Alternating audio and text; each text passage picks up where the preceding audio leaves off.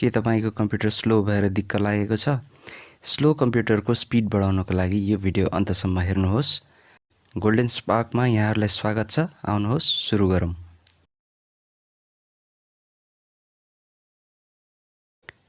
आफ्नो कम्प्युटरमा गई विन्डोज आर प्रेस गर्नुहोस् र आएको डायलग बक्समा प्रिफेच टाइप गरेर एन्टर अथवा ओके गर्नुहोस्। र यहाँ भएको जति पनि फाइलहरु छ यसलाई चाहिँ सिलेक्ट गरेर कन्ट्रोल ए गरेर यसलाई चाहिँ हामी डिलिट गर्छौं। यहाँबाट कन्ट्रोल ए डिलिट।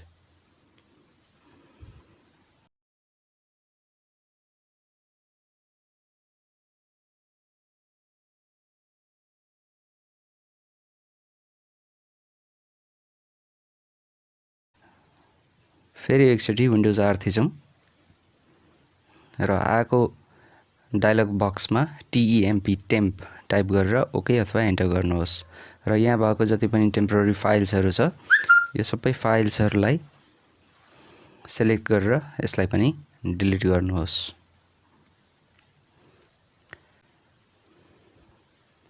यो विन्डोजलाई क्लोज गरौँ।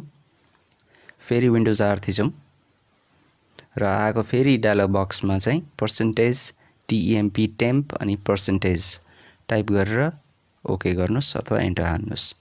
र यहाँ भएको जति पनि फाइल्सहरु छ यसलाई फेरि अघि गरे जस्तै कन्ट्रोल ए गरेर यसलाई हामी डिलिट गर्छौं। डिलिट गर्दाखेरि केही फाइल्सहरु त्यहाँनिर चाहिँ डिलिट हुन मानेन भने त्यसलाई स्किप चाहिँ गर्न नबिर्सिनु होला। जति डिलिट हुँदैन तिनीहरुलाई चाहिँ स्किप गरेर अगाडि हामी बढ्छौं। फेरि अर्को स्टेपमा विन्डोज आर हामी प्रेस गर्छौं र यसपालि रिसेन्ट भनेर हामी टाइप गर्छौं, एन्टर गर्छौं र यहाँ जति पनि फाइलहरु छ यो सबै फाइललाई कन्ट्रोल ए गरेर सिलेक्ट गरेर हामी डिलिट गर्छौं।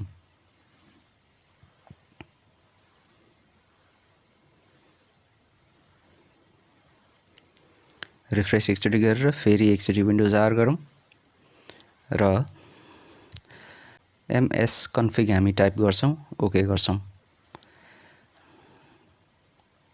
पहिलो अप्सन हेर्नुस् त जनरल भन्ने आउँछ। तपाईहरुको यहाँ चाहिँ पहिलो अप्सन चुज भएको होला। त्यसलाई चाहिँ हामी सिलेक्टिभ स्टार्टअप मा चाहिँ हामी सिलेक्ट गर्छौं र दुई वटालाई चाहिँ बक्सलाई चाहिँ हामी चेक गरेर राख्छौं। त्यस्तै नेक्स्ट अप्सनमा हामी स्टार्टअप मा जान्छौं र यहाँ भएको जति पनि फाइलहरु छ त्यसलाई हामीले चाहिँ भ्यू गरेर यहाँ चाहिँ स्टार्ट हुँदाखेरि चाहिँ कुन कुन प्रोग्रामहरुलाई इनेबल गर्ने र कसलाई चाहिँ डिसेबल गर्ने भन्ने कुरा हामी यहाँबाट सिलेक्सन गर्छौं। लगभग यहाँनिर धेरै प्रोग्रामहरु यस्ता हुन्छन् जुन चाहिँ हामीलाई स्टार्ट गर्दाखेरि विन्डोज हामीले जतिखेर स्टार्ट गर्छौं स्टार्ट गर्दाखेरि यो चाहिँ हामीलाई चाहिदैन। त्यसैले यसलाई हामी सिलेक्ट गरेर जुन जुन नचाहिनेहरु छ तिनीहरुलाई चाहिँ हामी डिसेबल गर्छौं।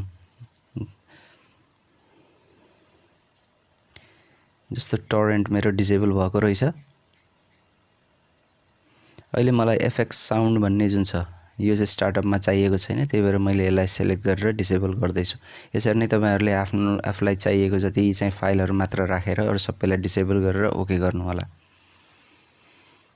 रिफ्रेश गरौँ। नेक्स्ट स्टेपमा हामी जान्छौं हाम्रो पीसी मा।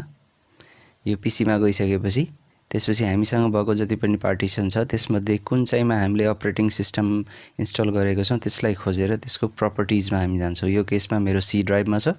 सी ड्राइभ को प्रपर्टिज मा मैले गए क्लिक गरे र यो अप्सन्सहरु आउँछ। यसमा चाहिँ टुल्स मा हामी जान्छौं। टुल्स मा गइसकेपछि त्यसपछि हेर्नुस् त अप्टिमाइज एन्ड डिफ्र्यागमेन्ट भन्ने छ।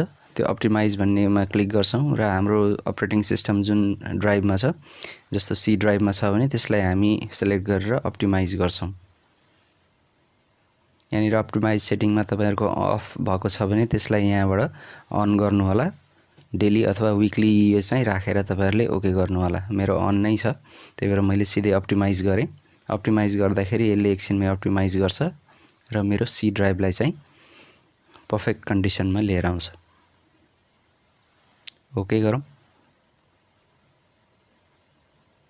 यो विन्डोजलाई क्लोज गरौँ र फाइनल स्टेपमा हामी के गर्छौं हाम्रो रिसाइकल बिनहरु जति पनि छ त्यो रिसाइकल बिनमा हामी क्लिक गरेर यसको यहाँ चाहिँ भएको जति पनि ब्याकअप भएको डाटाहरु छ तिनीहरु सबैलाई चाहिँ हामी सिलेक्ट गरेर डिलिट गर्छौं।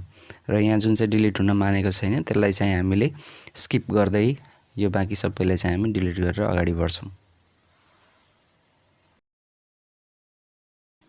आशा छ यो भिडियो तपाईहरुलाई मन पर्यो होला। भिडियोलाई शेयर गर्नुस् अनि च्यानललाई सब्स्क्राइब गर्नुस्।